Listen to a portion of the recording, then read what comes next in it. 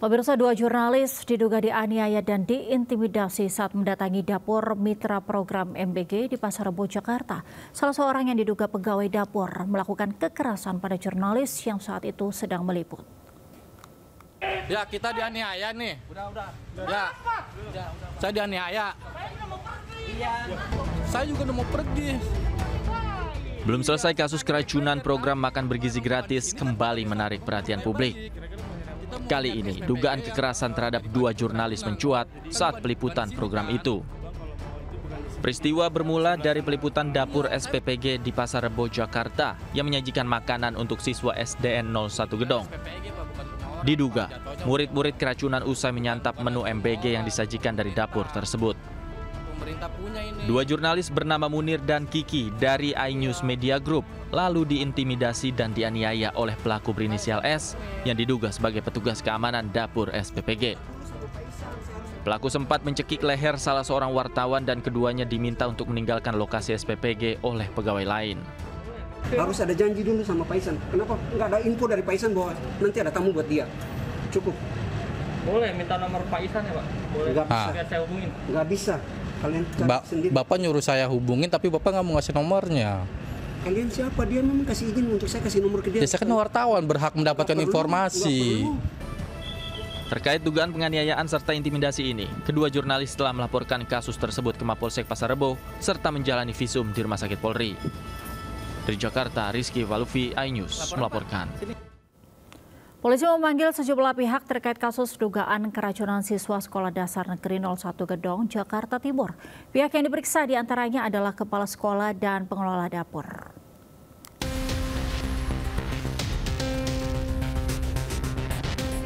Dua siswa SDN 01 Gedong, Jakarta Timur mengalami gejala muntah, lemas, dan mual usai menyantap menu makan bergizi gratis.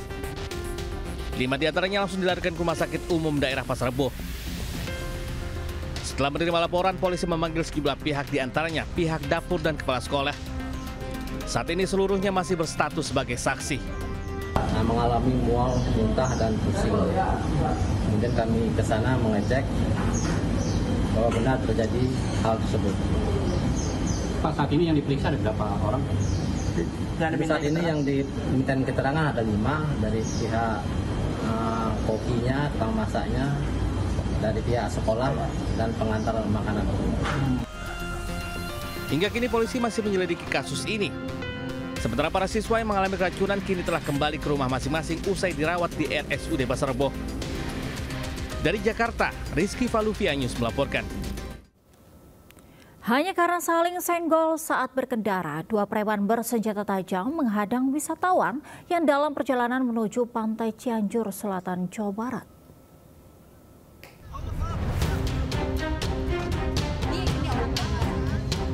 Dua preman menghadang wisatawan yang dalam perjalanan menuju Pantai Cianjur Selatan, Jawa Barat. Peristiwa ini terjadi di Jalan Raya Naringkul, tepatnya di wilayah Desa Malati. Selain menghadang kendaraan, kedua pemuda juga mengintimidasi dengan mengeluarkan senjata tajam dan memukuli kendaraan korban. Aksi tersebut diduga dipicu saling senggol saat kendaraan kedua belah pihak melewati jalan yang cukup sempit. Saat ini kedua pemuda tersebut sudah diamankan petugas kepolisian. Dari penyelidikan statusnya dinaikkan menjadi penyidikan. Dari Cianjur, Jawa Barat, Muhammad Andi Ihsan, iNews melaporkan. Dua kakek kembar identik ditangkap polisi karena melecehkan wanita penyandang disabilitas di Bekasi, Jawa Barat. Mereka melakukan aksi asusila di sebuah pos dekat rumah korban.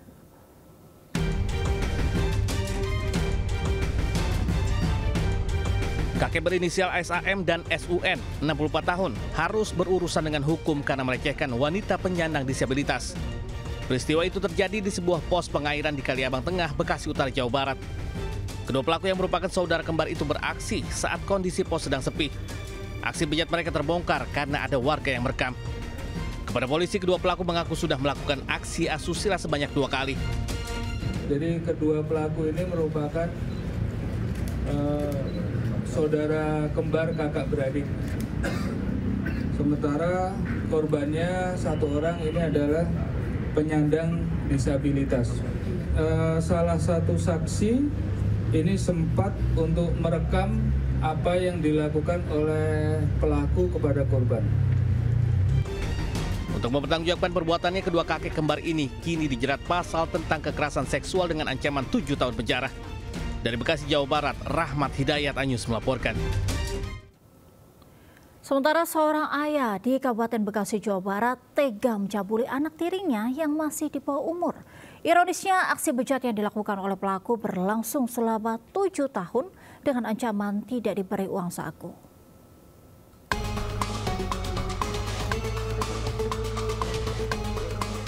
Unit Reskrim Polsek Cikarang Timur mengamankan seorang ayah yang tega melecehkan anak tirinya. Aksi bejatnya pertama kali diketahui oleh ibu korban ketika korban bercerita.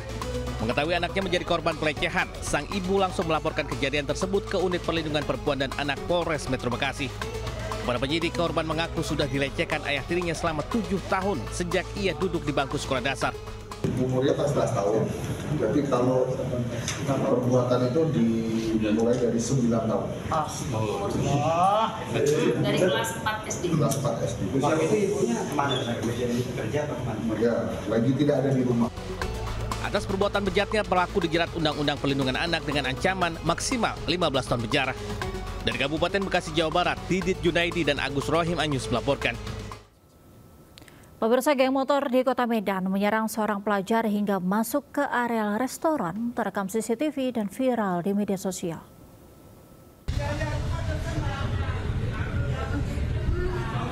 Sampai masuk ke dalam tadi, barang-barangnya. Belasan anggota geng motor menyerang seorang pelajar di Jalan Amir Hamzah, Medan, Sumatera Utara.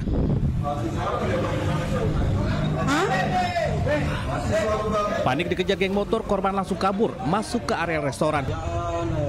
Itu matikan layarnya, play. Namun ia tak berdaya hingga akhirnya dianiaya.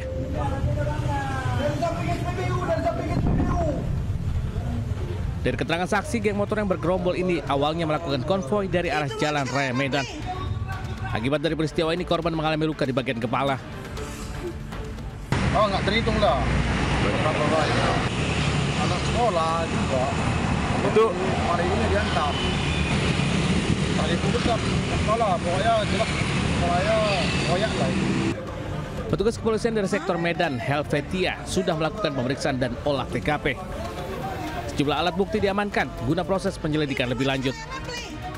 Dari Medan, Sumatera Utara, Ahmad Ridwan Nasution Anyus melaporkan. Pemirsa, seorang copet nekat beraksi di tengah kunjungan kerja Presiden Prabowo Subianto di Cilengsi, Kabupaten Bogor, Jawa Barat. Aksi pelaku yang berpenampilan seperti wartawan terekam kamera warga.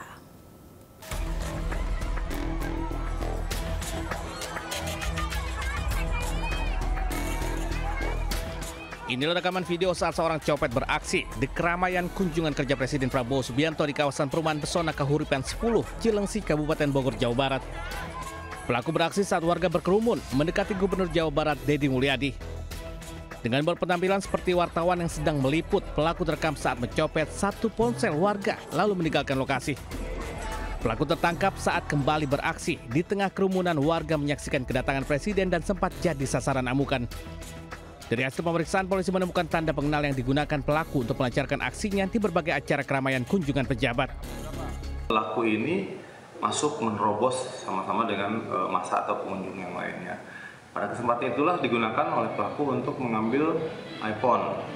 iPhone yang diambil waktu kunjungan tersebut adalah iPhone 13 milik karyawan PK 10. Polisi kini memburu 4 pelaku lain yang masuk dalam komplotan copet ini. Dari Kabupaten Bogor, Jawa Barat, Cahyat Supriyatna Anyus melaporkan.